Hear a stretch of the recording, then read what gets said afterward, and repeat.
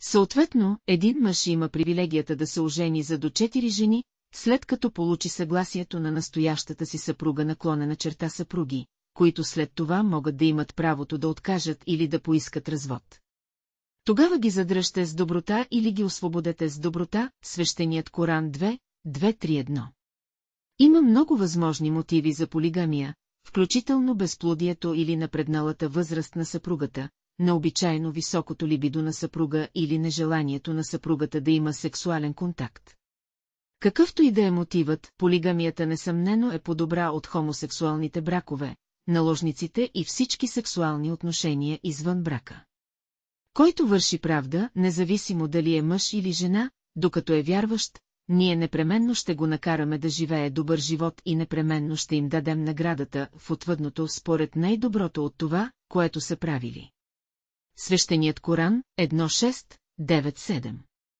Що се отнася до хиджаб, женско ислямско облекло, то има за цел да пази целомъдрието на жените и да избегне ситуация, при която жената се превръща в артикул за продажба, просто моден модел или сексуален обект. Следователно хиджабът придава на жените стойност, по-висока от сексуалната. Не е разумно, че мъжкото облекло е по-прилично от женското, настояща ситуация, която парадоксално се приема от критиците на хиджаба. Отново при робството, ислямът постепенно го премахна, а относно робите, пророкът, мир и благословиите на Аллах да бъдат върху него, каза. Наистина те са ваши братя, които Аллах е поставил под ваша грижа.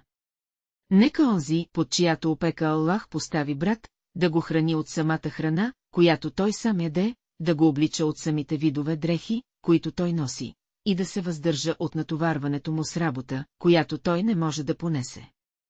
Иначе той трябва да му помогне.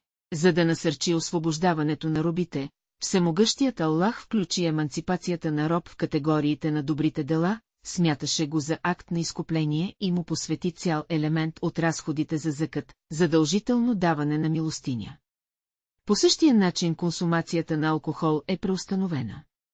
Що се отнася до хулдат в божествените наказания, определени в свещения Коран, които са предписани за най-сериозните престъпления, считани за възмутителни в мюсюлманското общество, те са предназначени да изкоренят престъпността, а не да нанесат вреда на виновниците.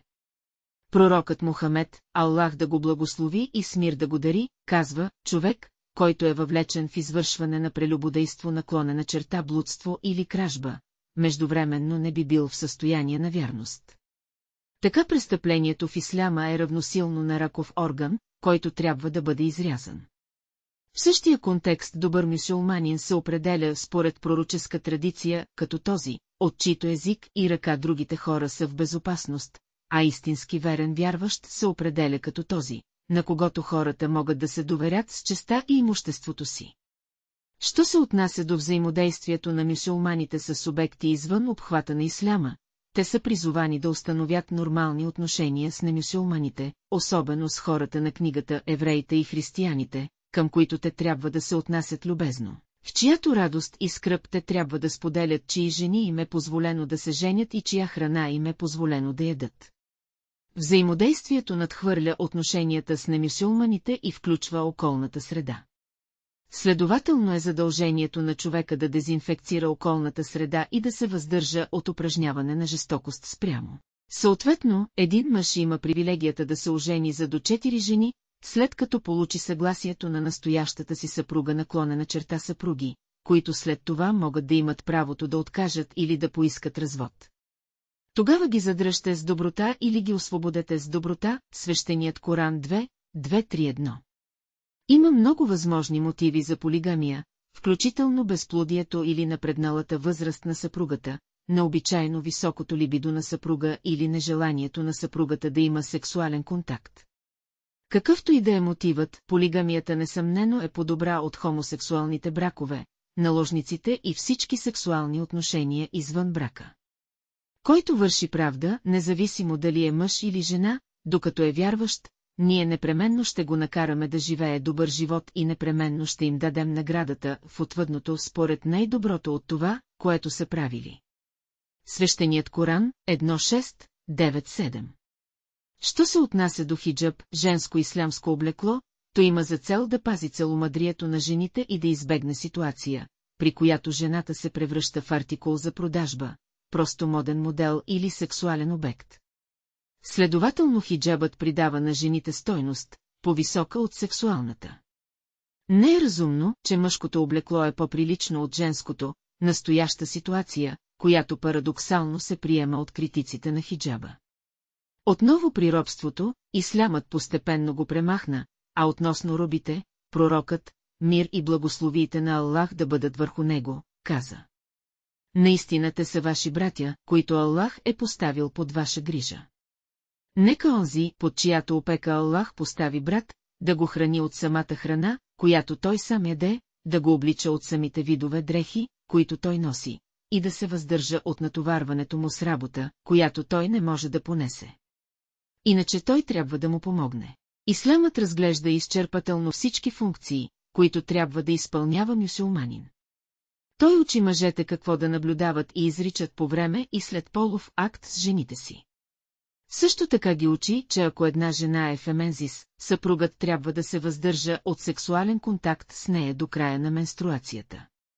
По отношение на хранителния етикет, ислямът забранява лакомията, както е посочено от пророческата традиция, която гласи, синът на Адам не може да напълни съд по-лош от стомаха си, тъй като е достатъчно да вземе няколко хапки, за да изправи гърба си.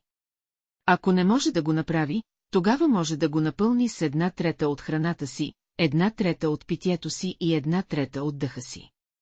Докладите сочат, че пророкът, Аллах да го благослови и с мир да го дари, никога не е ял 2 храни едновременно, никога не е критикувал храна, той би ял или се въздържал без коментар, призовавал името на Аллах над храната, приемал храна с 3 пръста на дясната си ръка, щеше да моли така.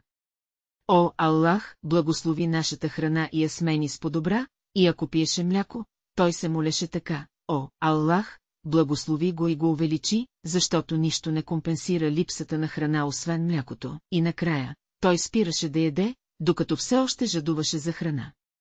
Ислямът изисква голямо измиване на мъртвото тяло и волята на починалия трябва да бъде изпълнена.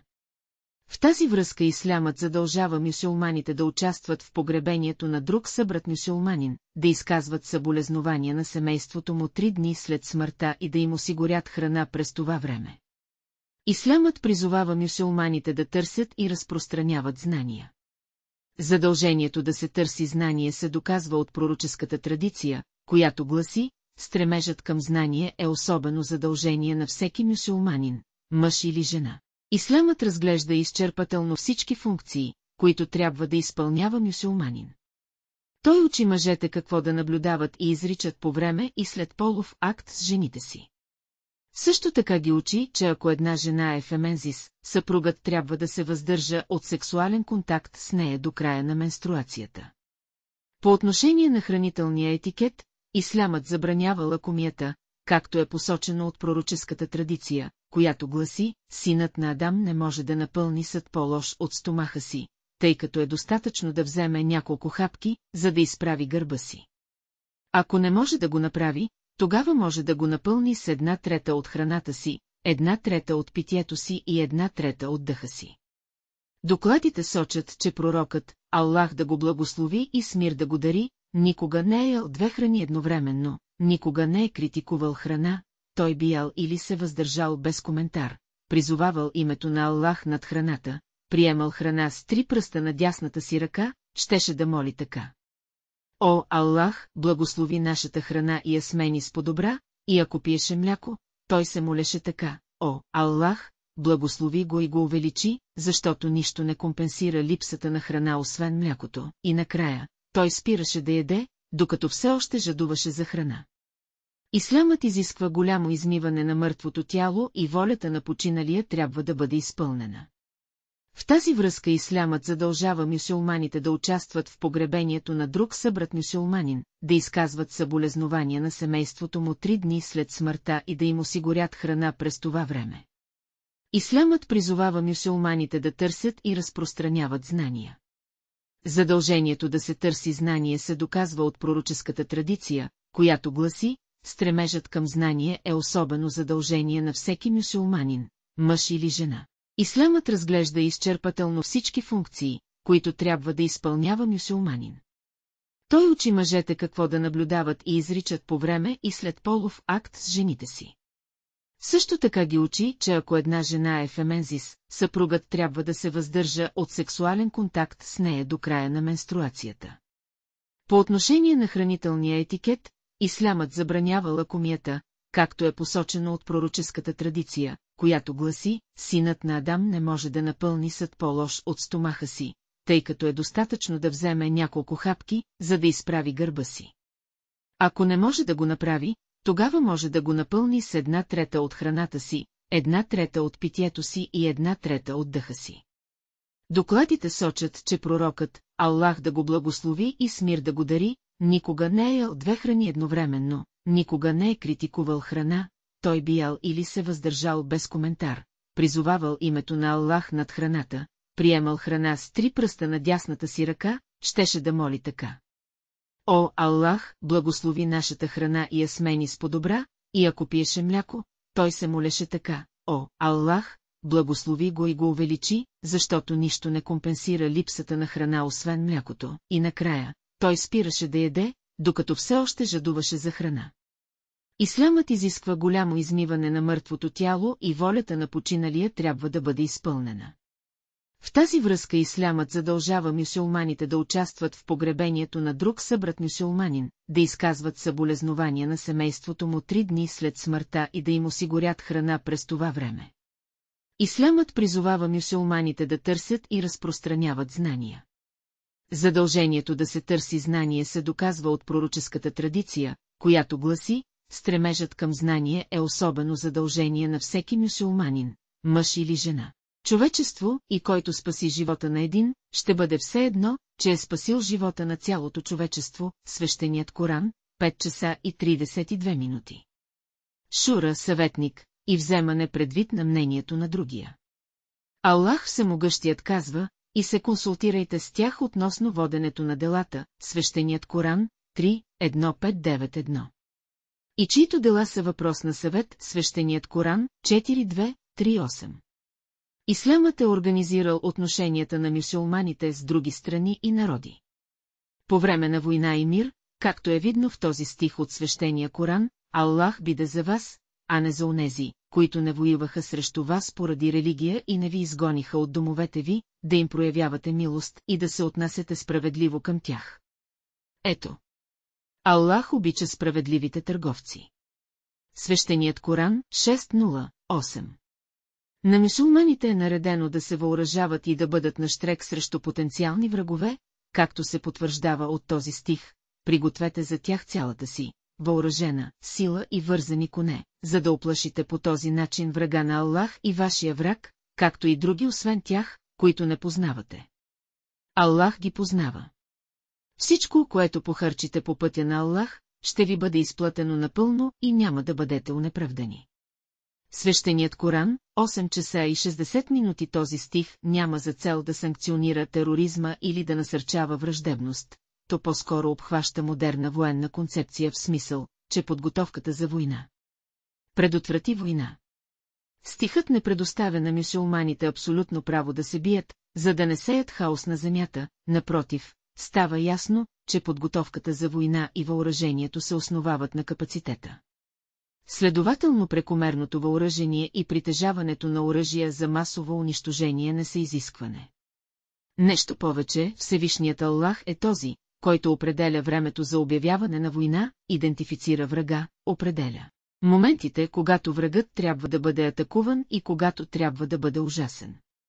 Той казва, разрешението да се бият срещу неверниците се дава на онези, срещу които се бият, защото са били угнетени, и Аллах наистина е в състояние да им даде победа. Тези, които са били изгонени от домовете си несправедливо само защото са казали, нашият Господ е Аллах, свещеният Коран, 22 часа и 39 минути. Воювайте по пътя на Аллах срещу онези, които се бият срещу вас, но не започвайте вражди. Ето. Аллах не обича агресорите. Свещеният Коран, 2.1.9.0. И който ви нападне, нападнете го по същия начин, както той ви нападна. Спазвайте дълга си към Аллах и знайте, че Аллах е с онези, които отблъскват злото. Свещеният Коран, 2:1-9-4. Горните стихове предполагат, че целта на подготовката за война е за мюсюлманите. Предотвратяване на евентуални атаки срещу тях, а не те да инициират атаки.